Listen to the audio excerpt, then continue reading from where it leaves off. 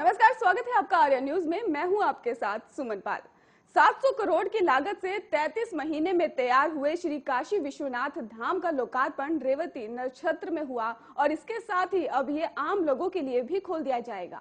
और पीएम मोदी ने कहा है कि मेरे लिए जनता की भगवान है और कल मैं अपने भगवान से 3 संकल्प मांगता हूं। पहला स्वच्छता, दूसरा सर्जन और तीसरा आत्मनिर्भर भारत के लिए भी निरंतर प्रयास। और पीएम ने कहा कि आज का भारत केवल मंदिर निर्माण ही नहीं बल्कि मेडिकल कॉलेज बना रहा है और समुद्र में ऑप्टिकल फाइबर बिछा रहा है, हाईवे बना रहा है और विकास के नए अध्याय लिख रहा है। नए भारत में विरासत और विश्वास है। और पीएम मोदी ने कहा कि कुछ लोग ऐसे भी हैं जो बनारस के लोगों पर शक करते थे, कहते थे कि ये कैसे होगा, वो कैसे होगा। बनारस पर आरोप लगाए जा रहे थे, लेकिन उनको पता नहीं था कि काशी अविनाशी है और काशी में तो एक ही सरकार है, वो सरकार है बाबा की। और पीएम ने कहा कि काशी में महादेव की इच्छा के बिना कुछ भी नहीं होता। ये जो कुछ भी हो रहा है सब बाबा की दया है। बाबा की इच्छा के बिना तो एक पत्ता भी नहीं हिलता। बाबा के साथ अगर किसी और का योगदान है तो वो है काशी के वासियों का। काशी वासियों के लिए भी भगवान बसते हैं और इंद्र सिवाय इंद्र नमा।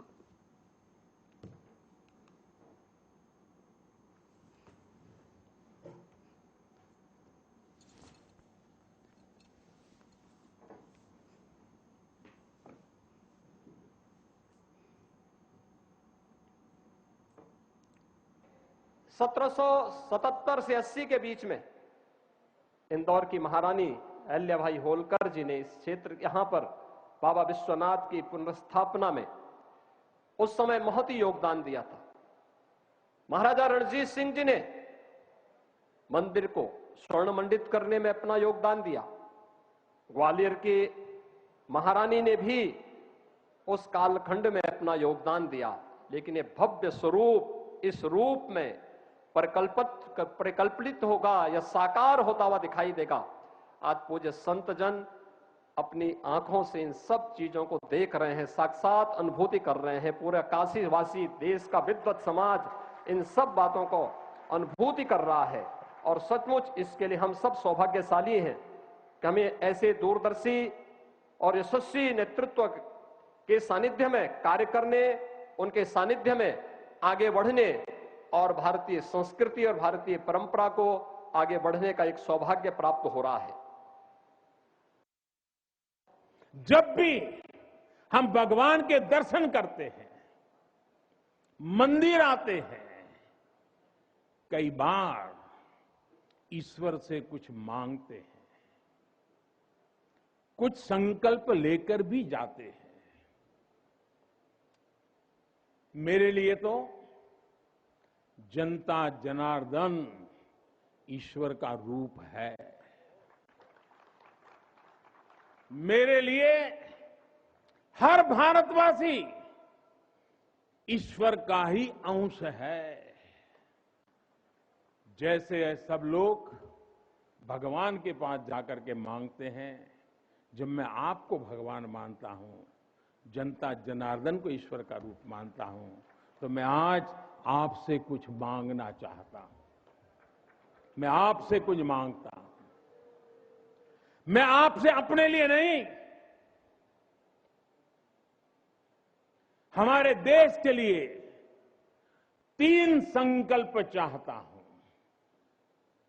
भूल मत जाना, 3 संकल्प चाहता हूं और बाबा की पवित्र धरती से मांग रहा हूं। पहला स्वच्छता, दूसरा सृजन और तीसरा आत्मनिर्भर भारत के लिए निरंतर प्रयास। जयपुर की रैली में राहुल गांधी के भारत को हिंदुओं का देश बताने और हिंदू बनाम हिंदुओं की नतु परिभाषा पर विवाद हो गया है। बीजेपी के बाद अब ओवैसी ने भी राहुल गांधी और कांग्रेस पर सवाल उठाए हैं। ओवैसी ने ट्वीट कर प्रतिक्रिया दी है। ओवैसी सहित कई नेताओं के बयानों के बाद रविवार देर रात ही मुख्यमंत्री अशोक गहलोत ने सफाई देने के अंदाज में ही ट्वीट किया।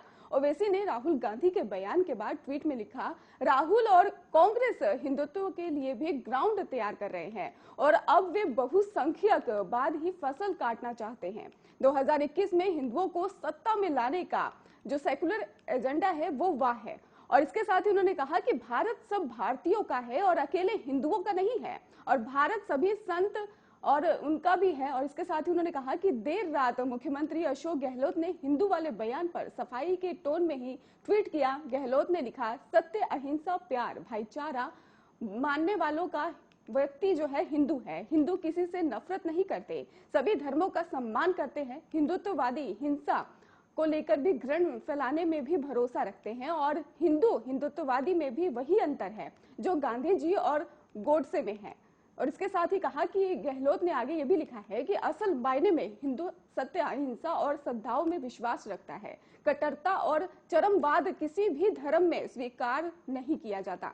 और राहुल गांधी ने भी ये भी सोच बताई है कि हिंदू धर्म के मूल स्वरूप को बिगाड़कर हिंदुत्ववाद के ही नाम पर बीजेपी आरएसएस द्वारा की जा रही नफरत और हिंसा की राजनीति का देश हित में अंत होना चाहिए। और राहुल गांधी ने पहली बार कहा कि ये देश हिंदुओं का देश है, और इसको लेकर भी कहा कि हिंदुत्ववादी का नहीं है। और ओवैसी ने इसी को मुद्दा बनाते हुए मुस्लिम अल्पसंख्यक वोटर्स को टारगेट किया है।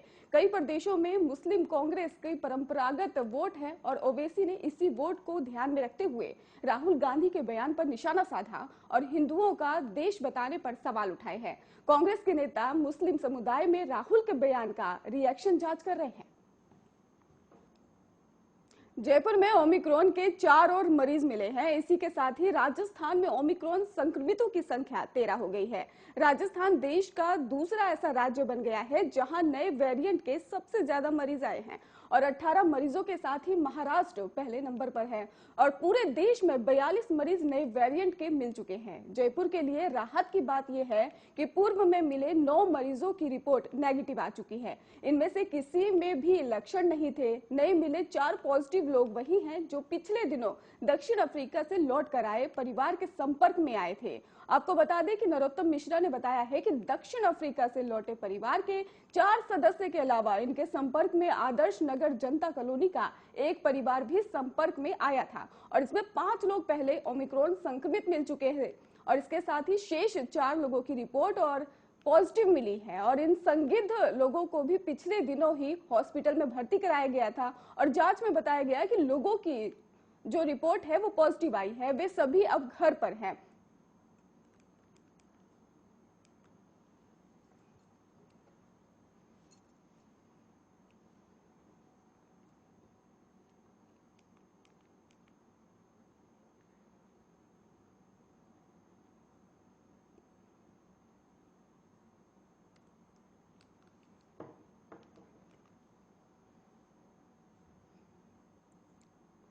उत्तर प्रदेश विधानसभा चुनाव 2022 के लिए कांग्रेस की तैयारी जोरों पर है, और उत्तर प्रदेश के प्रभारी और राष्ट्रीय महासचिव प्रियंका गांधी वाड्रा ने मध्य प्रदेश से विधायक और दिग्गज नेताओं की मांग की है।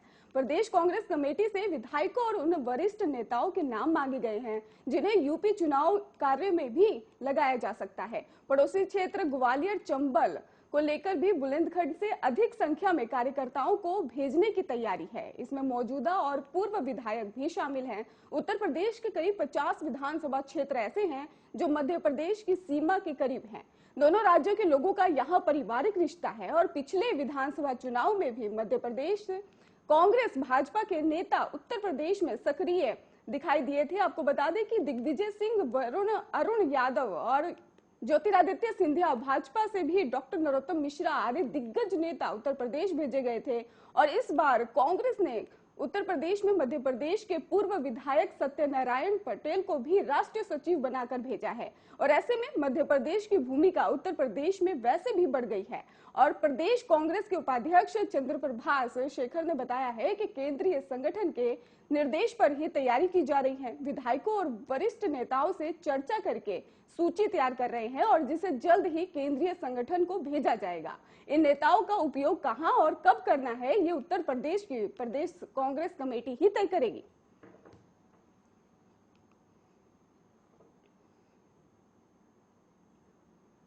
पूर्वांचल के कद्दावर नेता और पूर्व मंत्री हरिशंकर तिवारी के तीनों पुत्र रविवार को समाजवादी पार्टी में शामिल हो गए। इन्हें सपा अध्यक्ष अखिलेश यादव ने पार्टी की सदस्यता दिलाई है। हरिशंकर तिवारी के बड़े पुत्र पूर्व सांसद भीषम शंकर उर्फ कुशल तिवारी और चिल्लूपार के विधायक विनय शंकर तिवारी के साथ ही विधान परिषद के पूर्व सभापति गणेश शंकर पांडे को लेकर भी बीजेपी विधायक से दिग्विजय नारायण चौबे उर्फ जय और बसपा के पूर्व विधानसभा प्रत्याशी संतोष तिवारी भी सभा में शामिल हो गए। और इस मौके पर विनय शंकर तिवारी ने कहा कि 2017 में जनता के बड़े समर्थन और उत्साह से ही बीजेपी जो है उसकी सरकार बनी, लेकिन इस सरकार ने लोकतंत्र नहीं राजतंत्र अपनाया। लोगों के बोलने पर पाबंदी लगाई गई, किसी काम को लेकर भी पाबंदी लगाई गई, पर पत्थर अपना लगवा रहे हैं। और उन्होंने कहा कि बीजेपी के लोग समाज में तोड़फोड़ कर रहे हैं, धरातल पर कोई काम सरकार नहीं कर रही। और गोरखपुर में बाढ़ प्रभावित इलाकों को लेकर भी उन्होंने कहा कि बजट नहीं दिया गया। गोरखपुर विश्वविद्यालय में जाति विशेष के लोगों को नियुक्त दी गई है और इस सरकार ने भी ब्राह्मण समाज का लगातार अपमान भी किया है। इस सरकार ने एनकाउंटर की नीति अपनाई है और कहा जा रहा है कि तिवारी परिवार के सपा में शामिल होने से सपा पूर्वांचल से ही पहले ज्यादा मजबूत हो गई है। वहां की कई नई अन्य जो पार्टियां हैं वो सपा का गठबंधन हो चुका है और रविवार को बसपा से भी तमाम नेताओं ने सपा की सदस्यता ली है और पायल किन्नर ने सपा को समर्थन देने का वादा किया है, उन्हें पार्टी की सदस्यता जो है वो दिलाई गई।